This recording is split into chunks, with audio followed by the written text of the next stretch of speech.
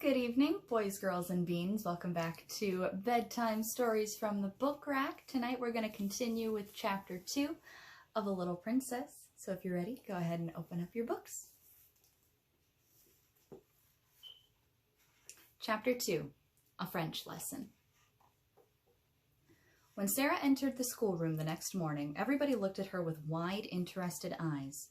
By that time, every pupil, from Lavinia Herbert, who was nearly 13 and felt quite grown up, to Lottie Lay, who was only just 4 and the baby of the school, had heard a great deal about her. They knew very certainly that she was Miss Minchin's show pupil and was considered a credit to the establishment. One or two of them had even caught a glimpse of her French maid, Mariette, who had arrived the evening before. Lavinia had managed to pass Sarah's room when the door was open and had seen Mariette opening a box which had arrived late from some shop.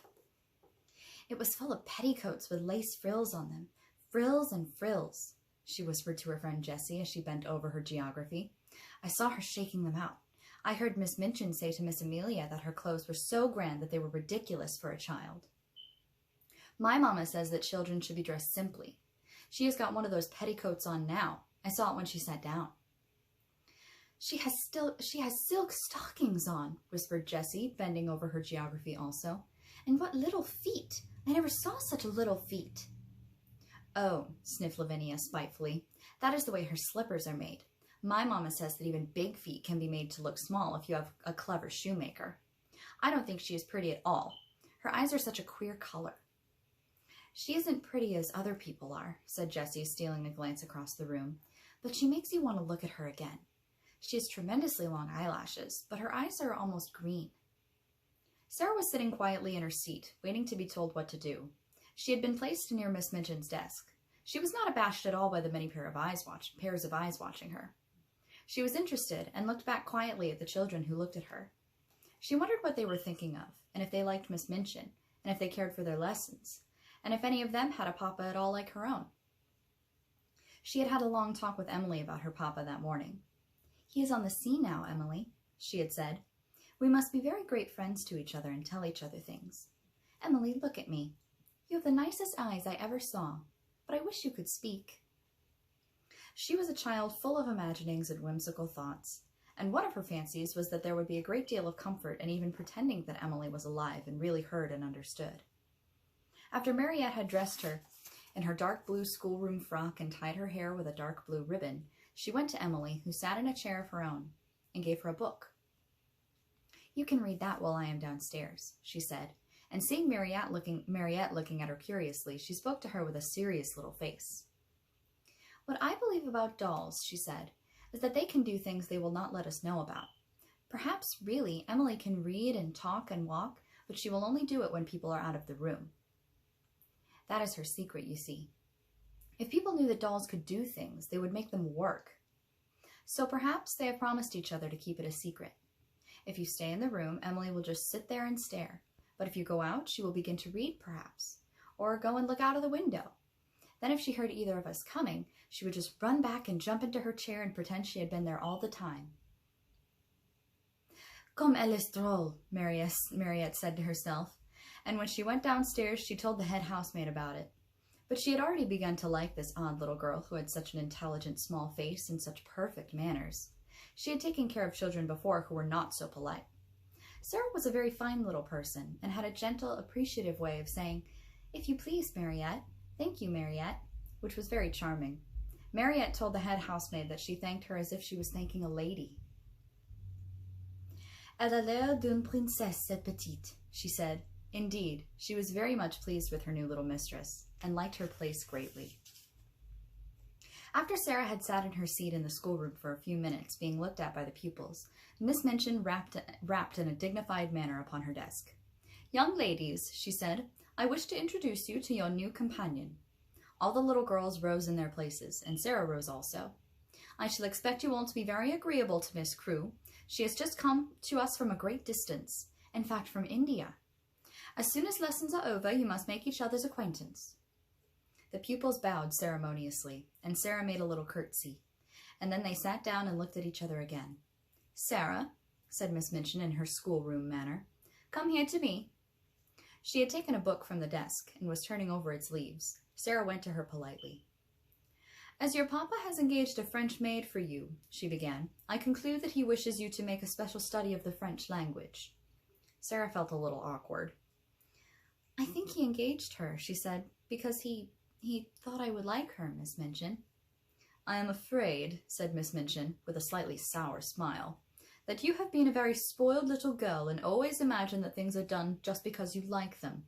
My impression is that your papa wished you to learn French. If Sarah had been older or less punctilious about being quite polite to people, she could have explained herself in a very few words. But, as it was, she felt a flush rising to her cheeks. Miss Minchin was a very severe and imposing person, and she seemed so absolutely sure that Sarah knew nothing whatever of French that she felt as if it would be almost rude to correct her. The truth was that Sarah could not remember a time when she had not seemed to know French. Her father had often spoken it to her when she had been a baby. Her mother had been a French woman, and Captain Crewe had loved her language. So it happened that Sarah had always heard and been familiar with it. I've never really learned French, but, she began, trying shyly to make herself clear. One of Miss Minchin's chief secret annoyances was that she did not speak French herself, and was desirous of concealing the irritating fact. She, therefore, had no intention of discussing the matter and laying herself open to innocent questioning by a new little pupil. That is enough, she said with polite tartness. If you have not learned, you must begin at once. The French master, Monsieur Defarge, will be here in a few minutes. Take this book and look at it until he arrives. Sarah's cheeks felt warm. She went back to her seat and opened the book. She looked at the first page with a grave face. She knew it would be rude to smile, and she was very determined not to be rude. But it was very odd to find herself expected to study a page which told her that le père meant the father and la mère meant the mother. Miss Minchin glanced toward her scrutinizingly. You look rather cross, Sarah, she said. I am sorry you do not like the idea of learning French.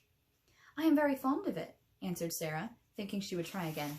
But you must not say but when you are told to do things, said Miss Minchin. Look at your book again. And Sarah did so, and did not smile, even when she found that le fils meant the son, and le frère meant the brother. When Monsieur Defarge comes, she thought, I can make him understand. Monsieur Defarge arrived very shortly afterwards. He was a very nice, intelligent, middle-aged Frenchman, and he looked interested when his eyes fell upon Sarah, trying politely to seem absorbed in her little book of phrases. Is this a new pupil for me, madame? He said to Miss Minchin. I hope that is my good fortune.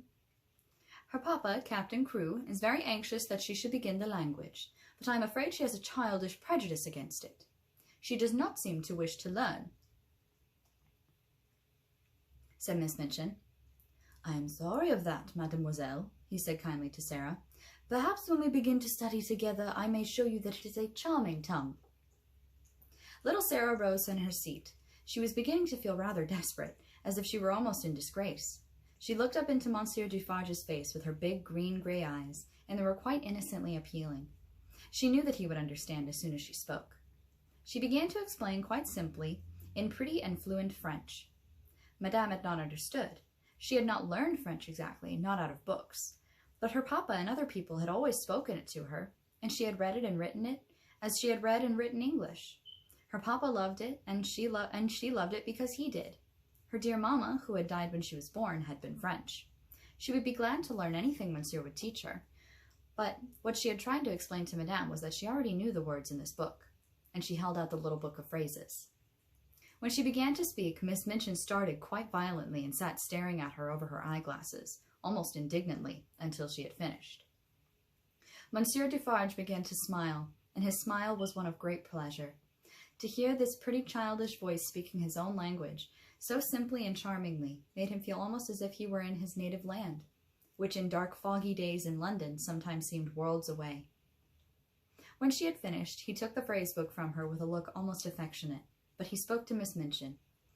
Ah, madame, he said, there is not much I can teach her. She has not learned French. She is French. Her accent is exquisite.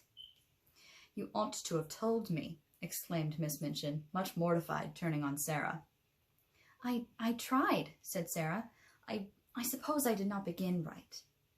Miss Minchin knew she had tried, and that it had not been her fault that she was not allowed to explain. And when she saw that the pupils had been listening and that Lavinia and Jessie were giggling behind their French grammars, she felt infuriated. "Silence, young ladies," she said severely, rapping upon the desk. "Silence at once!" And she began from that minute to feel rather a grudge against her show pupil. And that concludes Chapter 2. Thank you for reading with me again this evening. I hope you have sweet dreams, sleep well, and stay safe. Good night, everyone.